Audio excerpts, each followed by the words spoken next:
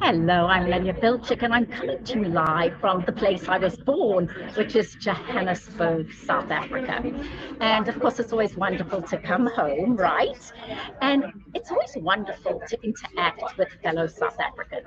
And today, I am meeting with a wonderful instructional designer, in fact, and a social media guru. So I'm meeting with Cindy Hancock, and I wanted to introduce you to Cindy because Cindy helps create programs that are interactive and lively and engaging. And as you all know, those people who've attended my keynotes and my programs, the goal is to make it really interactive and to make sure that the learning is both cerebral but also emotional so that we connect on all levels. And this really is an age of TikTok. It's an age of ADD because information is coming at us so quickly that if we as keynote speakers and facilitators don't know how to immediately engage an audience, we lose them. So I'm now going to introduce you to Cindy Hancock. And Cindy, it's such a pleasure to have you Thank you, here. Nadia. It's wonderful to be here. Thank you so much. Lovely to have you back home. You know what? It's so interesting because I've lived in Atlanta, Georgia since 1997. And by the way, I do love it. And to all the audiences I've spoken to, really now around the world, or my American audiences, I thank you. And I've had the privilege. But there's something, and I know people who are not living in the city or country that they were born in, is something about coming home. There is always something about coming home that is so special and it gives you such a pleasurable, wholehearted experience. You just connect with your roots again. So hierdie plek sal almal, how do I I'll say say it? Altyd in my heart. in my heart wees. That means this place will always be in my heart. So Cindy and I are partnering on creating content that really, how do we say, that engages, that sticks, that creates magic in the boardroom or when we're giving a keynote. And you and I have been speaking about the fact that people's attention spans are very short. That's right. So, as an instructional designer who's worked for the United Nations and many other companies and industries, what advice and guidance do you give to other speakers and trainers who are watching us, or HR professionals or training professionals, about how we make 2024 a year of engagement? Thank you so much, Nadia. And so I think what is really important is that we stay true and authentic to the audience. We must really be on key and on point in terms of the information that we share. I do believe that bringing in theories and models that are relevant in today's day and age, and also connecting those theories and models with real life, real world experiences. We live in this world, as you said, that's all about instant gratification, and information is available at fingertips. So for us to be in the room, present, whether it's virtually, face to face, instructor led training, but for us to really connect with our audience. And we were speaking about some HQCs. So I'm wondering if you want to share a little bit about this magic thing called an HQC. Well, Cindy is a master of HQC, and what that is high quality connections. And it's something in networking that I speak about. Even when you talk about presentation skills, it's all about your ability to build those high quality connections. And I do want to share with you all how I actually connected and created a high quality connection with Cindy Hancock.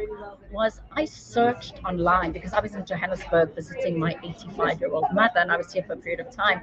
I actually searched Johannesburg instructional designer, and I came across Cindy's profile on LinkedIn. So don't underestimate that connectivity virtually. But would you agree, Cindy, that that connection only becomes a collaboration if you have the ability for real conversation? I completely agree with you. I think authentic, real connection is a rare commodity these days. I think it's something really special. I think it's also important that you feel and read the energy in the room as well. You know, but with high quality connections, we look for establishing positive regard. We look for ways of actively connecting with people, really actively listening to what they are saying. I wouldn't say inserting ourselves into their world, but really trying to establish that powerful connection, that human connection. That is, in this fast-paced world that we live in, that is so special to create that bond with somebody. I think you put it so well. And by the way, Cindy, you're very good at it. But we talk about going from a connection to a collaboration. And by the way, if you're hearing a lot of noise and buzz, it's because we're sitting outside at a coffee shop in Johannesburg. So there's lots of interaction going on. So bear with us. And if you're having difficulty hearing, we will repost this with fonts so that you can hear what we're saying. But in networking, I've always said you have to have the skill to go from a connection to a conversation to collaboration, which means that both Cindy and I came into this interaction as go-givers, which means we understand being a go-getter. And of course, there's got to be something in it for you. But it's what can I give the other person as well? Absolutely. There's nothing more enriching than giving back and adding value. I do believe adding value is something that sometimes I miss these days because it's such a high-paced, high-energy world out there. So, giving back, adding value, creating those connections that are long-lasting, and putting your own little stamp on it. I love that. Okay, what does Cindy say? Long-lasting connection. And we know that we need to build relationships. And Cindy, it's interesting because I've been teaching programs on networking and connectivity and building rapport and persuasion and influence for many, many, many years. And the reality is the principles don't change, which is we go into an interaction, but how do we build a long-term relationship? And what's interesting about the two of us is I found Cindy online, okay, connected online. She responded very quickly back. Our first meeting was via Zoom, right? That's right. So we got a sense of each other. And sometimes that's the best we can do. So, for example, somebody I'm coaching right now, so a shout out to some of the people that I'm coaching, but one particular individual is in the California area. Well, I live in Atlanta. I'm not ever going to, chances are, meet him in person. So we do as best we can virtually. And to many of the people I coach, it is virtual. It is virtual. But what I appreciated was Cindy and her sister Megan, who is busy watching this on LinkedIn. Thank you, Megan. She's a social media strategist. Is that you took the time to meet me? I believe that energy check is important, which is what we did virtually. But there is nothing like real connection. Again, establishing that high quality connection with each other, having a conversation, and coming to conversations, there's roadmaps of conversations and conversational technologies that we can use. For example, a conversation for curiosity. What is it that makes you tick? What are you interested in? What is your view on something, for example? We can have a conversation for clarity. I'm not so sure about this. My understanding is X, Y, and Z. Would you mind, just explaining that a little bit more? So I do think that human connection is something that will never, it's actually invaluable. Okay, so to add to what Cindy is saying, is Cindy has created all these programs and all these theories around conversation, which to some of you who are joining us, it's absolutely intuitive, right? Some people just are very comfortable. For those people who go, what do I say next? A model that I've created that I find very helpful, both as a journalist and speaker, is everybody has a past, a present, and a future.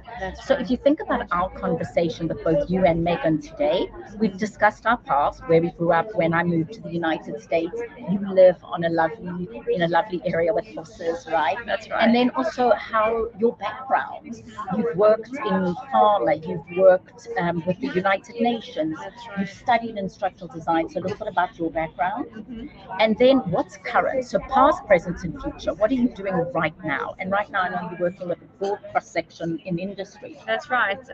It is a broad industry. I do feel that it stretches me, which I love. It's a good challenge, but an enjoyable challenge.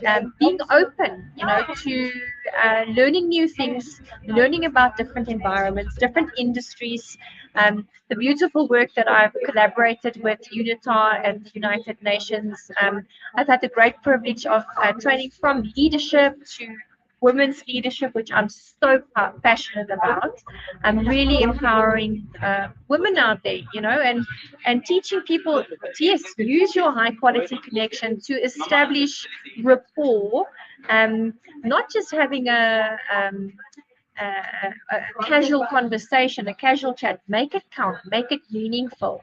And some of the other collaborations have been with the Nonviolence Project Foundation, where we've focused mostly on sexual harassment prevention, gender-based violence, and which is a big issue. Very big. And it's, again, some of the topics that I'm very passionate about. And, again, we spoke about listening and the ways of listening. And I think the more we listen to each other and we actually hear what people are saying, what people are going through, it opens us up to, again, coming back to the connection, to really have meaningful connection with the people that we work with, but also the people that we encounter. Every day, whether we're traveling, whether we, working with new projects, meeting new people. Never underestimate the power of meeting people and opening yourself up, creating that space for collaboration and connection. And again, everything Cindy's saying, you might know somewhere or heard, but our role in the world of professional development really is to bridge that gap between I know, but how do I apply it? That's the thing. The practical application. So it's so interesting because something I've been speaking a lot about while I've been in South Africa is connecting with people with their language. So, for example, if I say to you, I know you speak several languages, do you speak Afrikaans and English? I do. Okay. And a tiny bit of German. Okay. Dankeschön. Dankeschön. Okay, lovely. Bitteschön. Okay, and I know because we have German members of our family. So if I say to you, and I've been doing this everywhere I go, how do you say thank you? And how do you say thank you in Afrikaans? Baie dankie. Okay, baie dankie. So what I tell people is if it's baie dankie, write it out phonetically, and baie dankie is quite an easy one because it's like buy a donkey. I was just going to say that actually. It's like buy a donkey. But you have to say in your mind, write it down, buy like a Dunkin' Donut, a donkey. Not buy a donkey because it would be wrong. Yes. So, and then I ask people, so I often ask someone, Zulu, Sotho, Pedi, or Tswana, how do you say? And they say, Kaliboga, or Yabonga. And the gleam in their eyes, Cindy, that lights them up. Oh my goodness. And to my Greek friends, I go, Efkaristo. Or if it's Hebrew, it's Toda. Or if it's Arabic, it's Shokran, F1, and they'll say, or Teshakula in Turkish or so. So I've learned to say thank you. And I will tell you, Cindy, sometimes I butcher it very badly. But it doesn't matter because people still appreciate that you've tried. So if someone said you buy a donkey instead of buy a donkey, I will completely understand what you're saying, and I would have great appreciation for the effort that you're putting in, I love to it. establish that connection. So Cindy and I, her tagline is HQC, high quality connection. And hopefully as we come to you today, because still going live on StreamYard coming to you took some effort. Right? I did. Yeah, I did. We could have been drinking mimosas. Maybe afterwards. Exactly. But what we said today was let's try and share what we are trying to do every day. And the thing is, Cindy, we speak to our